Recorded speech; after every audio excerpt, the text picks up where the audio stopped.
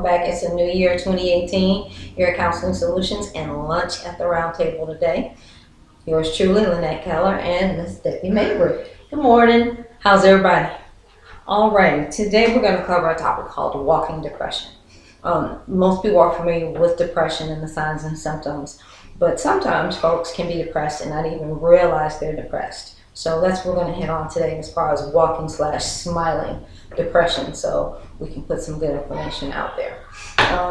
In I think 2017, Brown University out of Rhode Island did a write-up on walking depression, and it again is sometimes referred to as smiling depression.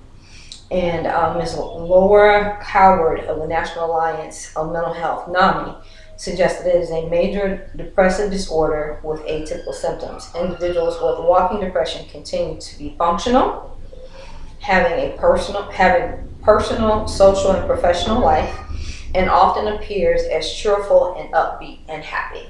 How's that? That's really a lot of stuff to say about depression. You know, in college, in school, we're taught that there are two types of depression. You either have situational or you have clinical. Clinical, based on genetics, heritability, and of course situational, really sucky day, life sucks, people suck, that type of thing. Mm-hmm. Miss Linette was talking about this walking depression this last week. And it was not something I had heard of. And when I was looking into it to do the research for the podcast, it says, like she said, it's also called smiling depression. Mm-hmm. And after reading about this, my understanding is that people who have this have had it for a very long period of time, and it has progressively become more severe over time. And it happens so slowly that oftentimes they don't know that they're not feeling the way they used to. Is it possible that people don't even really realize that they have depression? They think that they're in a mood. Mm-hmm. People who care about them call them moody, disagreeable, ill-tempered. And the person says, well, that's not correct because I'm still holding down a job. I'm still maintaining relationships. I provide for my family. I feed my children. I care for my children. I still take them to ballet. So, of course, there can't be depression. Can't be. Because when we think of depression, what do we think of? We think about the person in the bathrobe, the person who can't get out of bed, the person who's often suicidal, reoccurring thoughts, suicidal ideations, the mood swings, numbness, and fatigue. That's what we think. That's just a few of a long laundry list of things that a person could display when they are depressed. But walking or smiling depression is just a wee bit different. And with that, it goes into what we refer to as masking. And it's the facade that people put together when they are suffering with walking depression or smiling depression. On the outside, to look at these people, they're happy-go-lucky, they're still doing their job, they're still doing all the stuff that Miss Debbie talked about, but there's this funk or this thing about them that they can't quite put their finger on, and they know that something is off, but they don't know what. So it's the conversation, okay, how do we get to understanding what walking depression or smiling depression is? So we have, of course, I have stats and I have numbers, and historically women are more prone to suffer with walking depression or smiling depression than their male counterparts. Why is that? Well, from what we have from a 2000 study, the survey suggests that 62% of women surveyed admitted to having smiling depression or walking depression. 53% said they withdrew from social obligations. Happy pictures, social media, and this is the stuff that we see on Facebook and social media. Also, people are ashamed to say that they're depressed. Why is it embarrassing? Because of the stigma, the social stigma. And oh my gosh, how could you be depressed? Your life is this, your life is that. What do you have to be depressed about? Well, it doesn't always have to be a particular thing to be depressed about. It's just sometimes people find themselves in a depressive state And it's hard to convey that because they can't quite put a finger on it, and that's why it's so hard. You think, have you thought that maybe the reason, and I don't, obviously walking depression is not inherited because that's something else. Right. Have you thought that possibly this has a lot to do with social presentation? I do.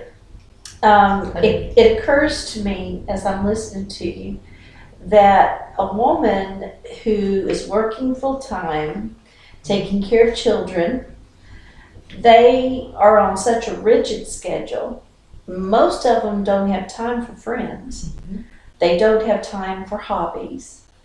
They just want to make it through the day. True. So it's very easy to get into that routine and not even notice that these other things have fallen away. Sure. And our society, the harder you work, the more you're reinforced. Mm-hmm. And so we think of, I think, society, and I want to say misogynistic, I think that society, when they think of women, they think of superwoman. Mm-hmm. And what's wrong with you that you can't take care of all these things simultaneously? Mm-hmm.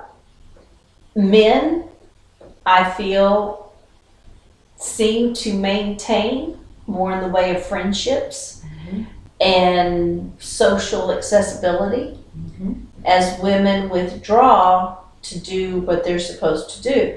And that really makes me sad. As I'm sitting here talking about it, I'm getting very upset because this whole equal rights thing, I mean, a woman can have walking depression and think that it was her choice to isolate from friends, isolate from clubs, and have no hobbies. I'm being a good mother. No, that's not. It's not. And something else, throughout the studies, they've noticed that professional women, highly educated women, successful women are the most inclined to develop walking or smiling depression for the very reason that you just named off, because there is so much pressure, and it's put upon by way of what the outside thinks, and being that Wonder Woman or Superwoman, and you're balancing all of this stuff, and in the meantime I'm trying to balance something that's falling off. Well, it's something that's falling off is you. Yeah. It's you. It comes from guilt, Yes. shame, guilt. Yes. I need to put more time. I'm not spending time enough with my children. I need to devote more time to cleaning my house. The child part makes sense because I would think both parents would do that, want to spend time with the kids. But cleaning the house, I'm a bit mystified. Yeah. I don't understand why that's important. I mean, seriously, I know there's CPS and messy house and dirty house and I don't know, hygiene, condemning homes. I got that. But I guess I'm struggling to figure that why a clean house is more important than someone's well-being. Well, again, it's image. It's, again, working outside of the home or being successful. You do all of this stuff outside of the house, but what does it look like on the inside? So then there's additional pressure. I'm not the only one who lives there. No, you're not. However, you do have some relationships where it is the female counterpart who will take on more of the household responsibilities as far as the more domestic stuff, such as cleaning and cooking and tidying up. That's not to say all households are like that, but it's common to have a household where you see more of that. Is it fair? No. But it's just one more thing that's put upon an individual's plate. But I think that's a choice. It can be, and it's a conversation to be had between the two in the house. It is. To share the responsibility. And if I choose to clean my house and raise my children and work outside of my home and go to school and do a garden and do volunteer work, blah, blah, blah, I still am not the only one in that house. No, you're not. And so why would I neglect everything, just clean that floor? That's on the individual. And we have to. But if I choose to do it, then it's my choice. It is your choice. But if I choose not to do it, again, it's your choice. That's right. So maybe we should think about that, what choices we're making. Absolutely. I'm not trying to get you divorced. I'm not trying to cause problems at your home. It's a conversation to be It had. is a conversation because both parties have a right to have a hobby. This is true. I could not agree more. And cleaning toilets is not a hobby. No, it's something that must be done. It must be done. And it's also noted that walking depression is is more insidious than the clinical depression Why? because of the way that it's masked. It's such a disguise, that facade of a person who has it all together, but in reality they really don't. I like to crack the funny around here, especially during finals and whatnot. It'll look like I'm all put together, but if you peel the layers back, you'll find duct tape, 550 cord tape, some of everything holding it together.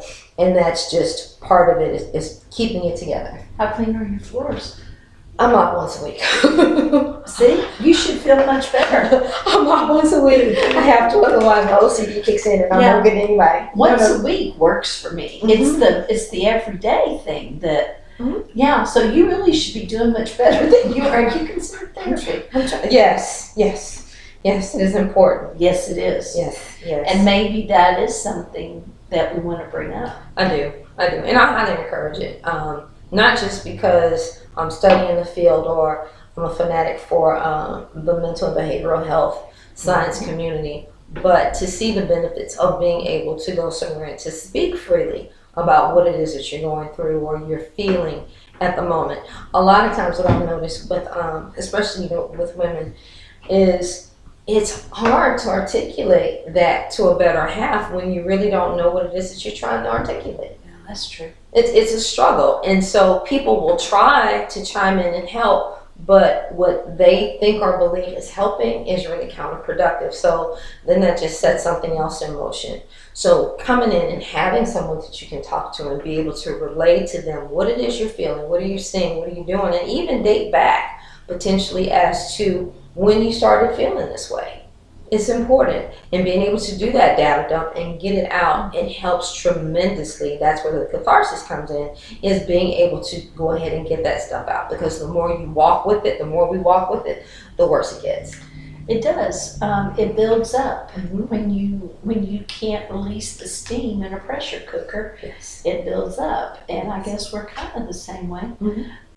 With depression, people tend to do one of two things. They either implode or explode. Yes. And the imploding, of course, you hurt yourself, and the exploding, you hurt people around you. And both of them are just not good options. What you said a while ago about finding someone to speak with.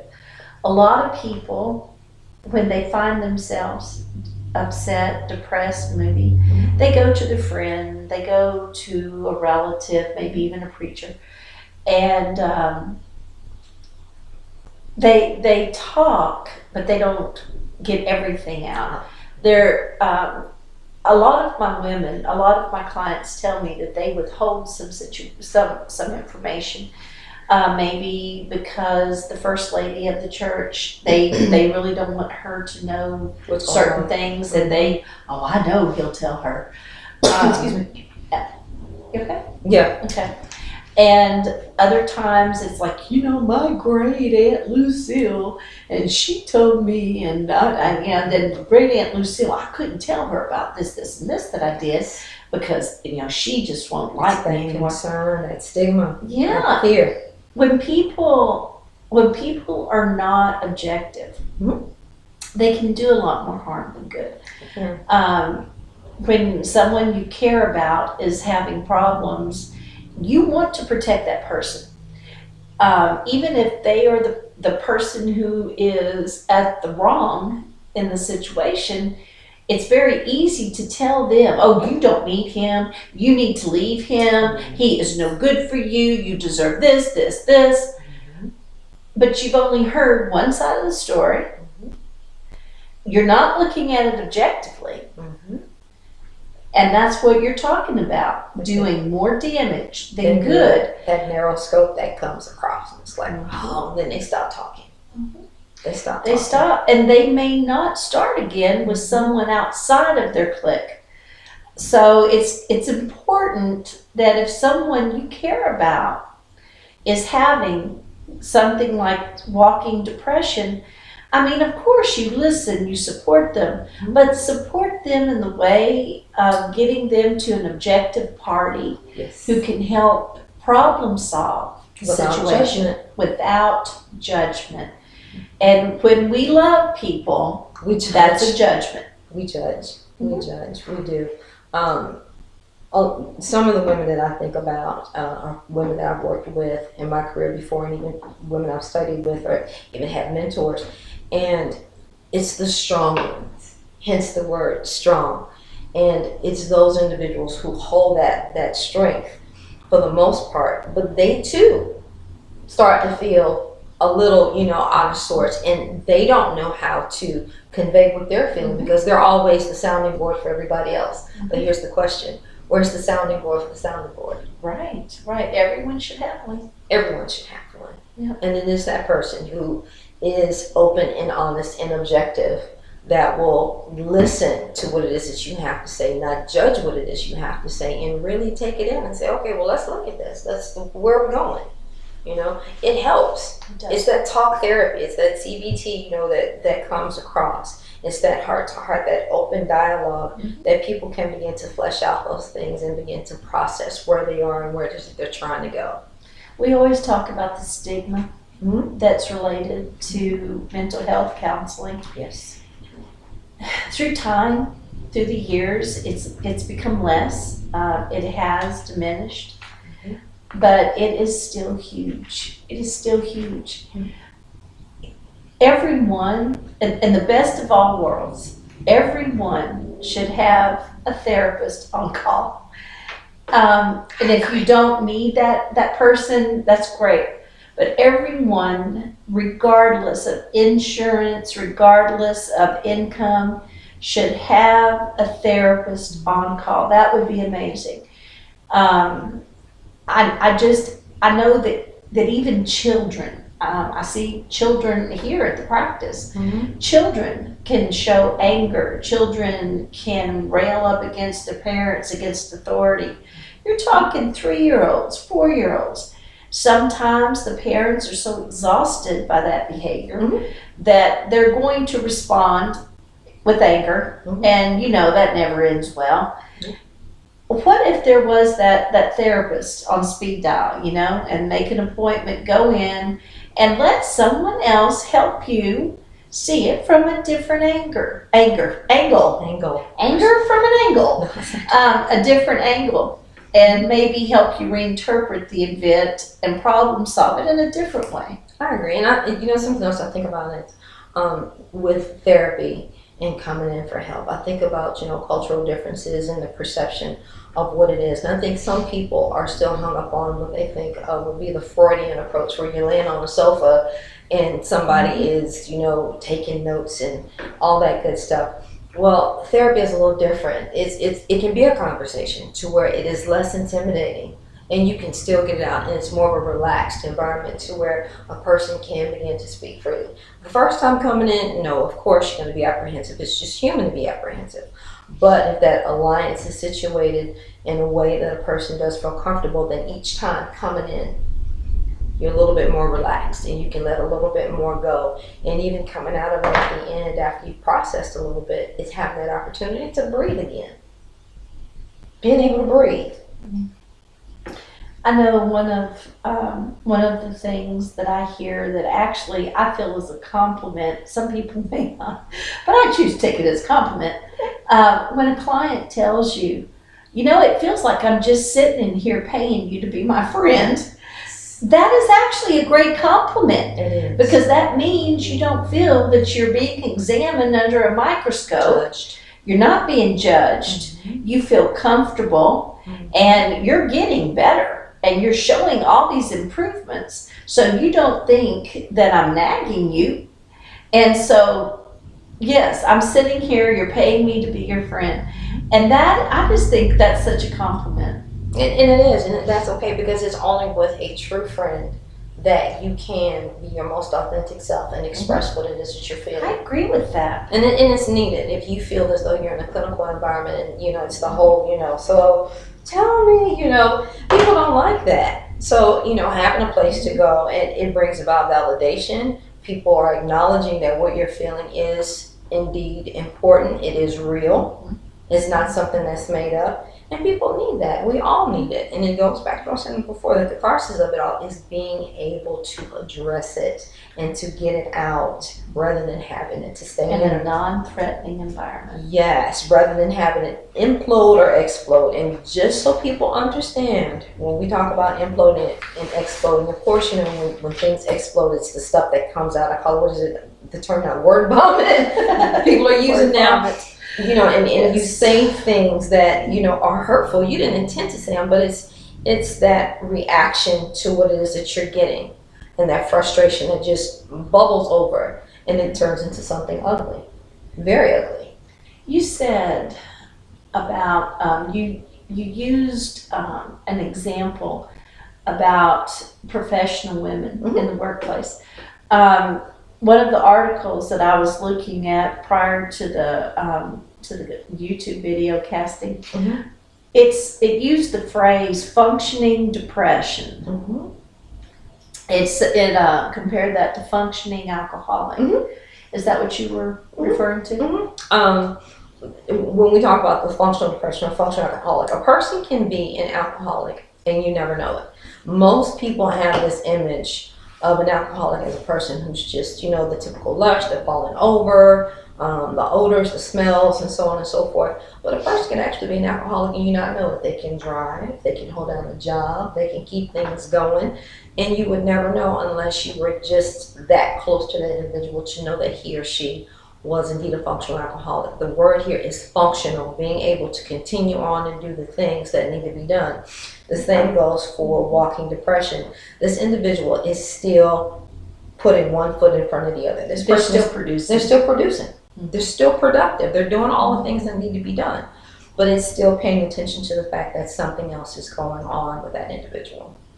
Talking about symptoms of walking depression.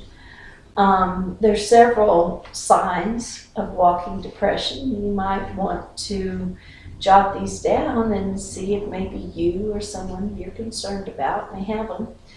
The first one is when a person is not enjoying anything.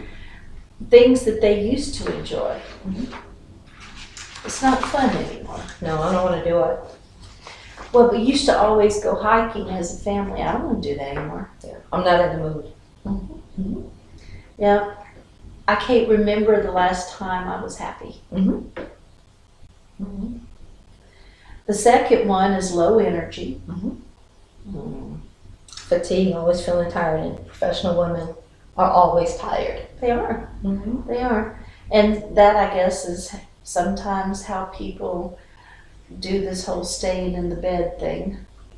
I know that it's real tempting to want to stay in those covers and cover your head and not leave that bed. The bed is safe, the bed is warm, it's soft, and there are no people there. Nope. You don't have to adult at all. Nope. And you can stay in that bed. And so to some people, it becomes a refuge and a hiding place. So that in itself kind of feeds itself, doesn't it? In a way, it does. I agree. I want to isolate. I don't want to be around people. So I'm going to stay in bed, which makes me sleepy, which makes me sleep, which makes me tired. And then I don't have to get out. I don't have to get out anymore. And another big one, we talk about insomnia and hyperinsomnia. And the hyperinsomnia was interesting to me. We hear about insomnia, people who can't go to sleep. They have, difficulty, or it's challenging to sleep for more than 4 hours at a time, if not more. But then you have hyperinsomnia, which are the folks who sleep excessively. They're always sleepy. They're always tired. The motivation and the energy to get out of bed just isn't there on most days. recurring thoughts of not wanting to get out of bed. Can I just stay in bed? Even weight loss and weight gain. The words I can't. I can't get out of bed. Mm-hmm. What is wrong with your legs? Mm-hmm. You can. Can't, can. You don't want to get out of bed. And that's the key word. You don't want to. It's not that you cannot, it's what you don't want to do. It's a choice. It is a choice. I can't make it through the night until tomorrow. Well, yeah, you could if you chose to. That's another choice that we make. True. And once again, if those thoughts and those can'ts are huge, you need to get some help. Hopelessness is another one. They feel that no matter what, nothing will ever get better. Mm-hmm. No matter what, it won't happen. Nothing good will happen. If I get a phone call, it's just another disaster. Just one more. Just one more problem. Mm-hmm. It's that whole proverbial camel with the straw. Mm-hmm. Mm-hmm. Just one more. Just one more. A lot of times, the kids, your significant others, unless they look at you very carefully and watch you carefully, they don't know. Because it is masking. And because that persona you're putting on your mask. I had written down a couple of notes. Do you remember Carl Rogers? Humanistic psychology. Mm-hmm. He's the guy who talked about the selves, our public self and our private self. Yes. His theory, he had said, correct me if I'm wrong, I think I may be correct on this. He said that when your private self equals your public self, vice versa, that there is no anxiety. Mm-hmm. He said anxiety is caused by differentiation between those two. Mm-hmm. The public self and the private self. And you're saying that what I want you to see is my public self. The veneer. your persona, Mm-hmm. Of who you want people to believe you to be. your mask. Exactly. The masking. I think about first responders. Okay, that's a good example. First responders are very good at masking. Law enforcement, EMS, firemen, masking what it is that they're really feeling in that heightened moment of intensity where everything is escalating for everyone else. They know how to come in and de-escalate the situation. Or they're masking what they're really feeling, whether it's the fear or the sadness of witnessing the loss of life or coming upon a situation. They mask. So you don't see that. That's the public. That's what you see. That's the persona that they exude. The public self. Exactly. Mm-hmm. But behind closed doors, that's not the individual you see. Mm-hmm. It is the person who is sad. It is the person who may turn to, whereas before it may have been just one drink to take the edge off. And it becomes excessive. But then again, they go right back out and put the mask on before they exit the door. The functioning depression. Yes. Mm-hmm. They can still do their job. It's a good way to push people away. If you can wear your mask convincingly, then maybe people won't bother you. Mm-hmm. Maybe they'll leave you alone and you can isolate to your heart's desire. True. But then the flip side to that is deep down inside, we really want someone to cast that rope and pull us in. We just don't know how. Despair. Mm-hmm. Do you remember, it was, I think it was called Pilgrims Progress. It was a short story. They used to teach it in high school, I think. And it was, I think it was an allegory. And it was like this huge extended metaphor. And the character's name was Christian. And Christian walked bent over. He carried a burden on his back. Okay. And he went through different locations. I remember one was the pit of despair. It was a valley of hopelessness. Really amazing story. Very amazing. And And that's kind of what I see this when we're talking. I think depression in itself is a burden. It is. And it's a burden for those people carrying it. I think it's extremely heavy. And we can't always remove it by ourselves. We need help. We need help. We need help. It's that data dump. And, you know, it could be something as simple as just holding a conversation over a cup of tea and someone listening. Or coming in and having that therapist who is more like sitting down talking to a friend than it is a clinical professional. Right. But it's needed. And getting away from the stigma and the judgment, it's slow, but it is coming. People are coming around to it. They're warming up to the idea that, you know, depression, mental illness, it's indiscriminate by way of gender, culture, spiritual beliefs. It is indiscriminate. It doesn't care. Mental illness can happen to anybody at any state, at any age. All it takes is the right situation. Maybe it's the way that we address it. Illness. Mm-hmm. I mean, the complete denotation of illness Suggests something it's terrible. negativity. It is. You know, Mhm. it's a disorder. It's out of the ordinary, atypical. Mm-hmm. Mm-hmm. Yeah. So maybe we should call it something else. I don't know. Might be something to think about, Mm-hmm. because I think perhaps we put a label on it just by calling it an illness. It's interesting how many people carry that burden of depression. Mhm. And it's just not a battle to win by yourself. It's not. You know, just one more note on the stats. We hit on it a little bit earlier, but women are twice as likely to develop depression opposed to men. I'm telling you, Twice it's as likely. socially encouraged. It is. And maybe we do it to ourselves. We expect so much of ourselves. That Why would we expectation. expect more of ourselves than we would our partner? It's because we're harder on ourselves. Is that a female trait? I don't think so. I don't think it's a female trait, but it's that pressure that comes with being a female to a degree, where there are certain expectations to live up to. And the question is, whose expectations are they? Are they ours? What is the song?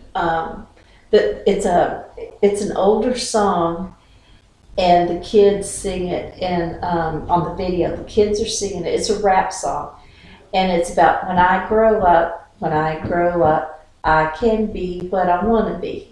Do you remember that? Vaguely. Yes. I mean, what an amazing hook, you know, Mhm. because that's it. From childhood, you can choose what you want. Mhm.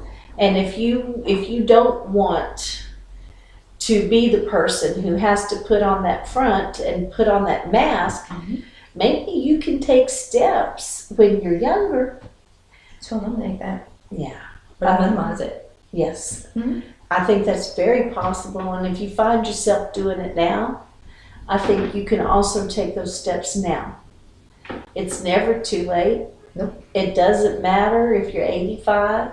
Depression is equal opportunity. Mhm. It can get you when you're 4 and it can get you when you're 90. When you least expect it. But the good news is just having this information out there for people to Yeah. take a look at and do a self-assessment. Self-assessments are healthy. To take a step back and really take a panoramic view of self and say, okay, what's going on? We're quick to ask one another, are you okay? But how often do we ask self, are you okay? Are you okay? Am I okay? And acknowledging when we're not. Mhm. It's okay to acknowledge I'm not okay. So many times, you know, in passing folks by, we'll ask, how you doing? You know, I'm good. We're okay. But that's not always the honest answer.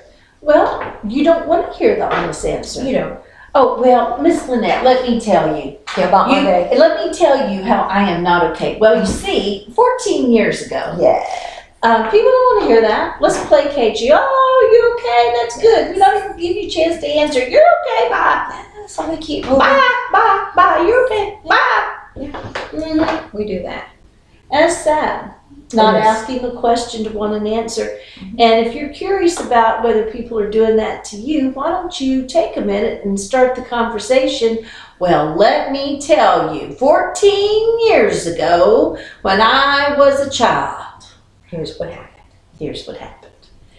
See how quickly their eyes glaze over. It's a little scary. If you go online and on your favorite search engine, type in mental health counselors and whatever city and state you live in, all you have to do is type that in, you push enter, it pulls it up, and you'll have a list of the people in your area We're willing to help. who are willing to help. There's also help available online. Make sure that you research those people carefully. Make sure they have initials behind their name, and you know what those initials are and what they mean. We do have people on the internet who put themselves out there as counselors, and they are not licensed. They have no credentials, and they can do a lot more damage than good. If you don't have insurance, because insurance normally pays for counseling, if you don't have insurance, look for a place that has something like an intern clinic. A lot of practices are opening up sections of an intern clinic for people who have no insurance, or perhaps they have no income. We have one here, and it's staffed by people who have their licenses. It's their temporary license, but they're residents who are under supervision on site. And these people are at the top of their game, and they are really, really good at what they do. There is no reason that someone you know and care about has to suffer. Help is available everywhere. If you just help them reach out, there's no need for suffering. No, and most of the time it's in silence. Most of the time it's in silence. Find someone who is licensed, who can help. Come in Counseling Solutions, a lot of the people, and that's not just a plug for Counseling Solutions, but just being able to see the work that's being done here and the success of folks coming in and the turnaround in their lives on the more positive note. We do have a lot of success stories. Yes, we do. And that's because we have people here, therapists who don't quit, and we have clients who don't quit either. So it's a joint effort there, and it's not easy. When you go into therapy, your life changes because you change. Yes. As you grow, things in your life become different. You may find that that you have different views on things than you did when you started. As your self-confidence grows, you find yourself reaching out and trying more things, taking chances to better yourself. Confidence comes before continuing your education. Sure. It comes before adopting that hobby again. Independence. Change. And that generalizes, and it'll change your world. Absolutely. More folks come.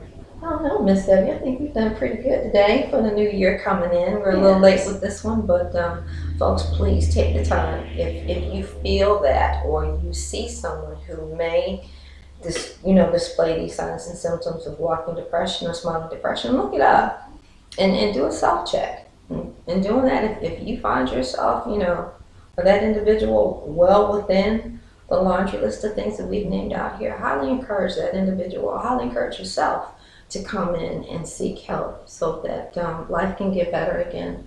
Because you do deserve to be happy. Yes. We all do. A life worth living. If you have any questions about this, please feel free to send us a text, an email, even call us.